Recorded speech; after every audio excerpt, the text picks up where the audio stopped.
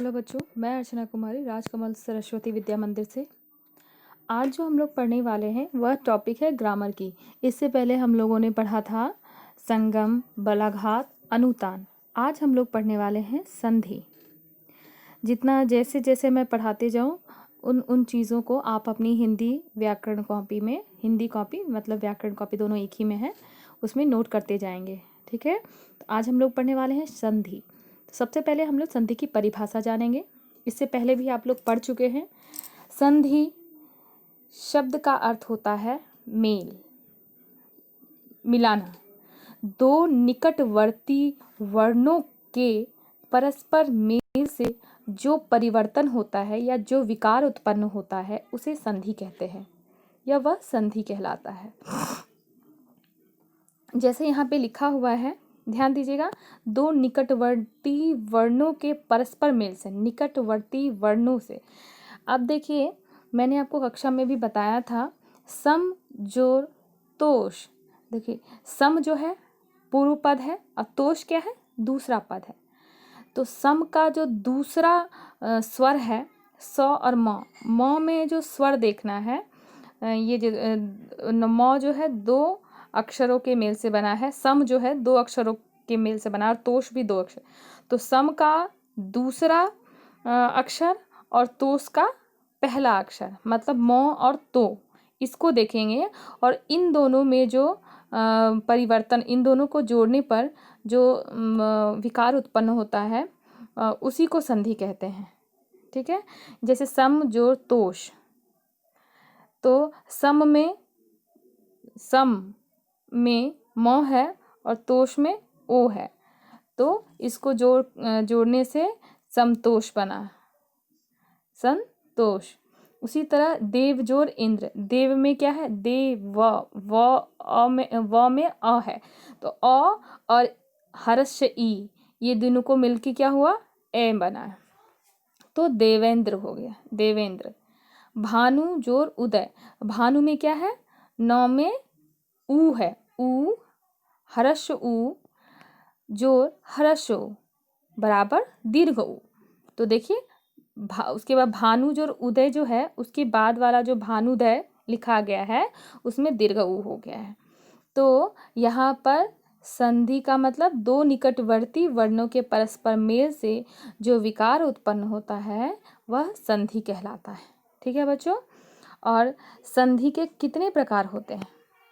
संधि के भेद, संधि 3 प्रकार के होते हैं। कौन कौन संधि? स्वर संधि, व्यंजन संधि और विसर्ग संधि। तो इन तीनों संधि को हम थोड़ा थोड़ा करके पढ़ेंगे और समझेंगे। सबसे पहले आज हम लोग पढ़ेंगे स्वर संधि। ठीक है, आइए बच्चों स्वर संधि से मिलते हैं। स्वर संधि दो स्वरों के मेल से होने वाले परिवर्तन को स्वर संधि कहते हैं। दो स्वरों के मेल से, स्वर कितने होते हैं बच्चों? 11, अ, आ, ई, उ, री, ए, ऐ, ओ, औ। ठीक है, तो ये 11 स्वर हैं। तो ऐसे जब दो स्वर आपस में मिलते हैं और उससे जो विकार उत्पन्न होता है, उन दोनों के मेल से जो परिवर्तन होता है उसे ही संधि कहते हैं। मेरी बातों को ध्यान से सुनिएगा और समझिएगा। अब देखिए, नीचे उदाहरण है, विद्या जोड़ आलय। विद्या, द्या में आ है, हमने कहा था पूर्व पद का दूसरा अक्षर और उत्तर पद का पहला अक्षर। पहले पद का दूसरा अक्षर देखना है और दूसरे पद का पहला अक्षर। तो विद्या, द्या में क्या है, आ है, और उसके बाद आलय में क्या है, आ है। तो विद्या का आ और आलय का आ मिलकर बनता है आ जोड़ आ बराबर आ। आगे हम उदाहरण में और देखेंगे। तो क्या हो गया, विद्या जोड़ आलय विद्यालय। ठीक है, अब हम लोग पढ़ेंगे, ये तो हुआ हम लोगों ने जाना स्वर संधि के साथ। अब हम लोग स्वर संधि के भेद पढ़ेंगे। तो स्वर संधि हम लोग जानते हैं, इससे पहले भी मैंने आपको पढ़ाया है। स्वर संधि के 5 प्रकार होते हैं: दीर्घ संधि, गुण संधि, यण संधि, वृद्धि संधि और अयादि संधि।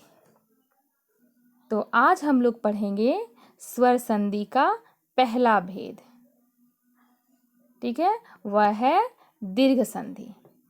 अब देखिए दीर्घ संधि किसे कहते हैं, आज हम लोग इतना ही समझेंगे, दूसरे दिन गुण संधि समझेंगे। दीर्घ संधि समझने के लिए देखिए मैंने लिखा है हरस्व या दीर्घ। हरस्व और दीर्घ समझते हैं ना आप बच्चों। हरस्व या दीर्घ अ ई उ, ये तो हो गया हरस्व, और इसी का दीर्घ क्या हो जाएगा, आ दीर्घ ई दीर्घ उ, ठीक है। तो हरस्व या दीर्घ अ ई उ के बाद यदि हरस्व या दीर्घ अ ई उ आ जाए तो दोनों मिलकर दीर्घ आ ई और उ हो जाते हैं। कहने का मतलब कि अगर पहले नीचे देखिए उदाहरण देखिए, उसमें समझ में आ जाएगा। देखिए हिम जोड़ आलय, हिम में म में क्या है, अ है, और आलय में पहला अक्षर क्या है, आ है। अ जोड़ आ मतलब हरस्व अ जोड़ दीर्घ आ बराबर मिलकर क्या बना, आ। तो क्या हुआ, हिमालय। हिम में क्या है, अ है, आलय में क्या है, आ है, तो मिलकर क्या बना, हिमालय। हिम में म में अ है, आलय में आ में आ है, तो अ जोड़ आ बराबर आ।